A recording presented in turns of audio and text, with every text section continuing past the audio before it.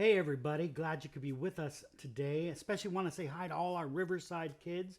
I'm Pastor Dan, the pastor at Riverside Assembly. And kids, I miss you. I miss your hugs. I miss seeing you. I miss your smiles.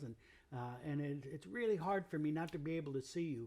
But hopefully this will all be over and we'll be able to get back together at church and show some love for each other. In the meantime, we've been reading The Lion, the Witch, and the Wardrobe.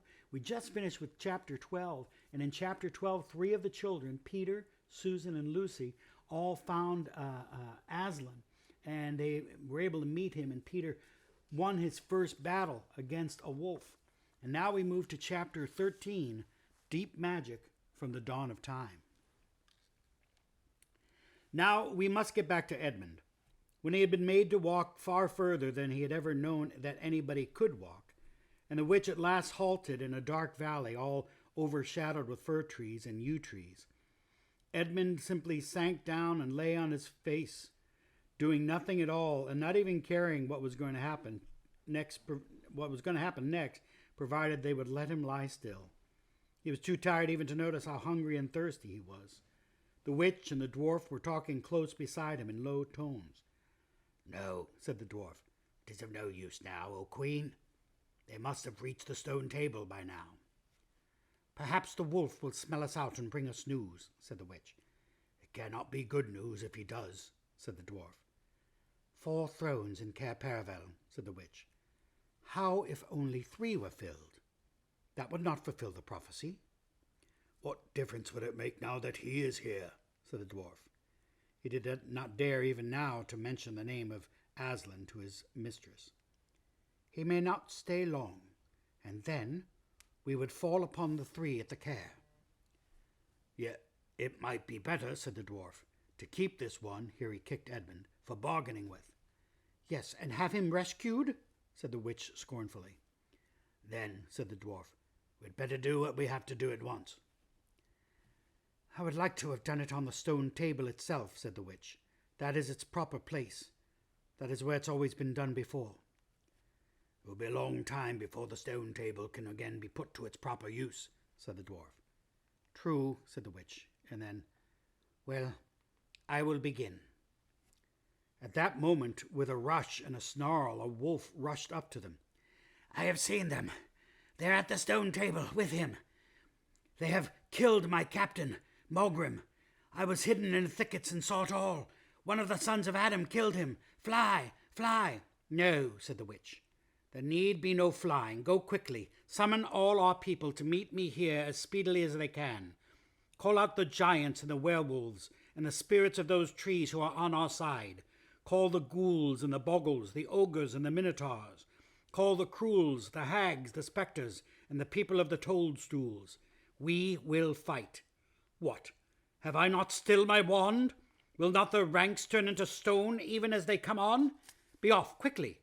I have a little thing to finish here while you are away." The great brute bowed its head, turned, and galloped away. "Now," she said, "we have no table. Let me see. We had better put it against the trunk of a tree." Edmund found himself being roughly forced to his feet. Then the dwarf set him with his back against a tree and bound him fast. He saw the witch take off her outer mantle. Her arms were bare underneath it and terribly white.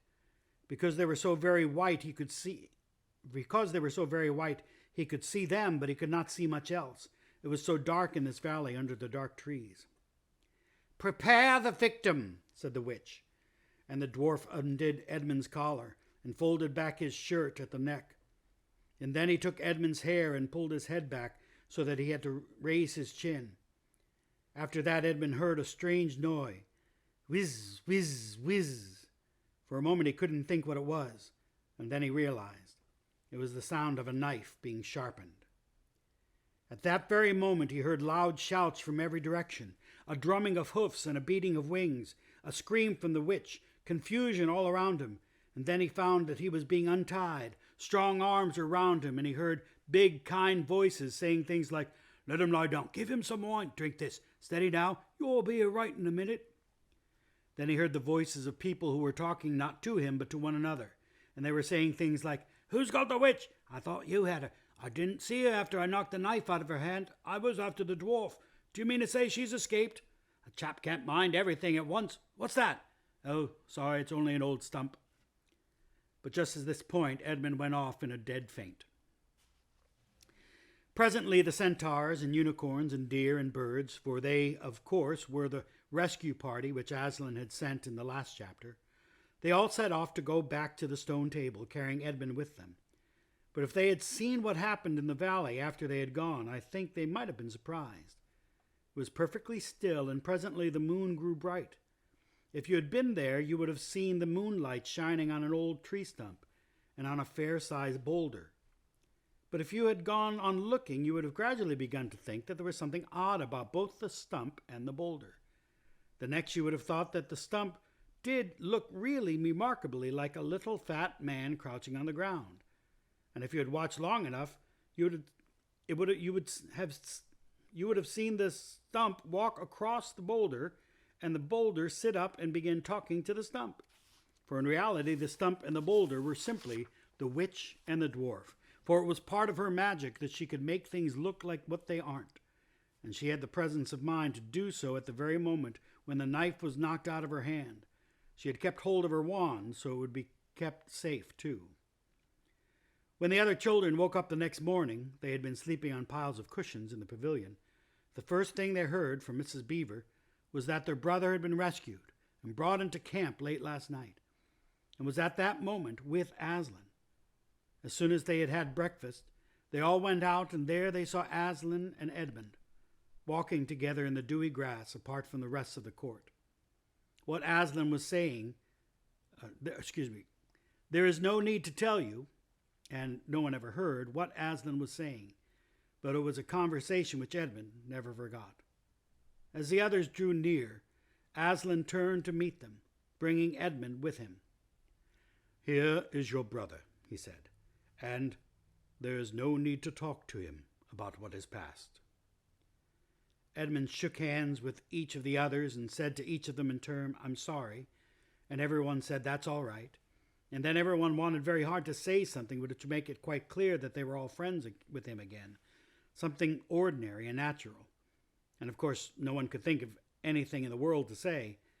But before they had time to really feel awkward, one of the leopards approached Aslan and said, "Sire, there's a messenger from the enemy who craves an audience."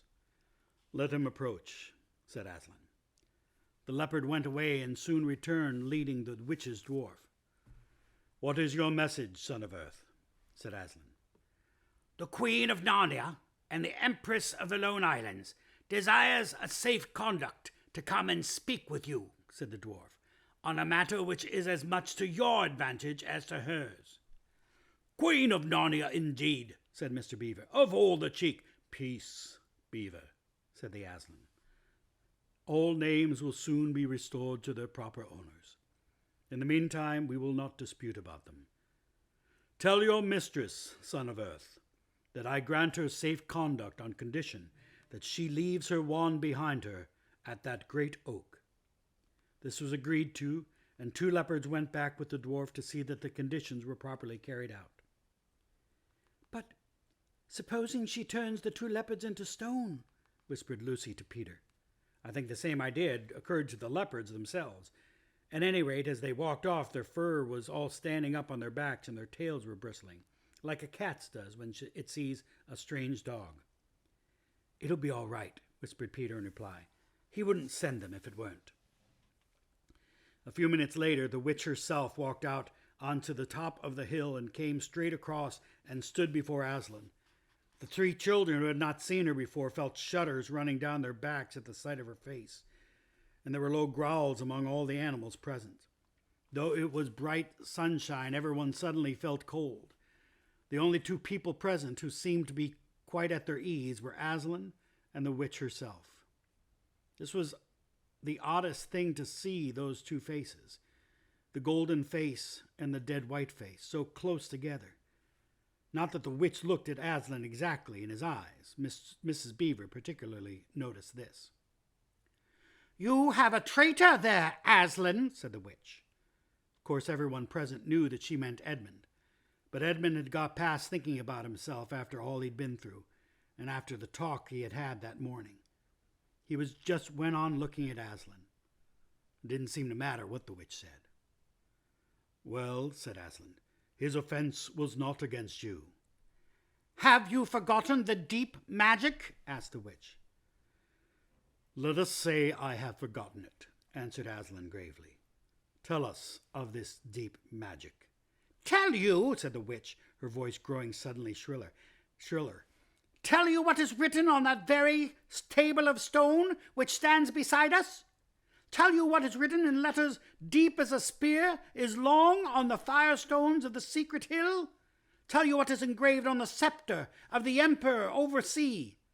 You at least know the magic which the emperor put into Narnia at the very beginning. You know that every traitor belongs to me as my lawful prey, and that every treachery I have a right to kill."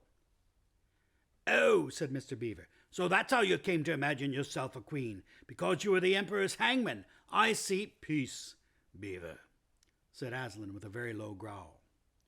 "And so," continued the witch, "that human creature is mine. His life is forfeit to me. His blood is my property." "Come and take it then," said the bull with the man's head in a great bellowing voice. "Fool," said the witch with a savage smile that was almost a snarl. "Do you really think that your master can rob me of my rights by mere force? He knows the deep magic better than that. He knows that unless I have blood, as the law says, all Narnia will be overturned and perish in fire and water." "It is very true," said Aslan. "I do not deny it." "Oh, Aslan," whispered Susan in the lion's ear, "can't we, you won't, will you? Can't we do something about the deep magic? Isn't there something you can work against it?" "Work against the emperor's magic?" said Aslan, turning to her with something like a frown on his face. Nobody ever made that suggestion to him again. Edmund was on the other side of Aslan, looking all the time at Aslan's face. He felt a choking feeling and wondered if he ought to say something. But a moment later he felt he was not expected to do anything except wait and do what he was told. "Fall back, all of you," said Aslan, "and I will talk to the witch alone." They all obeyed. It was a terrible time, this, waiting and wondering while the lion and the witch talked earnestly together in low voices. Lucy said, "Oh, Edmund," and began to cry. Peter stood with his back to the others, looking out at the distant sea. The beavers stood holding each other's paws with their heads bowed. The centaurs stamped uneasily with their hoofs. But everyone became perfectly still in the end, so that you could notice even small sounds like a bumblebee flying past, or the birds in the forest down below them, or the wind rustling the leaves. And still the talk between Aslan and the White Witch went on. At last they heard Aslan's voice. "You can all come back," he said. "I have settled the matter. She has renounced the claim on your brother's blood." And all over the hill there was a noise as if everyone had been holding their breath and had now become breathing again, and there was a murmur of talk. The witch was just turning away with a look of fierce joy on her face when she stopped and said, "But how do I know this promise will be kept?" "Roar!" roared Aslan, half rising from his throne, and his great mouth opened wider and wider, and the roar grew louder and louder, and the witch, after staring for a moment with her lips wide apart, picked up her skirts and fairly ran for her life. That's the end of chapter 13. We'll start with chapter 14 next time. I hope that you're enjoying the story. It's going to be a very, very interesting chapter next time. I hope that you see me. I can't see you. I wish I could see you. You know what? You can send me a picture if you like and send it to the YouTube address. But God bless you, miss you, and we'll see you next time. Bye-bye.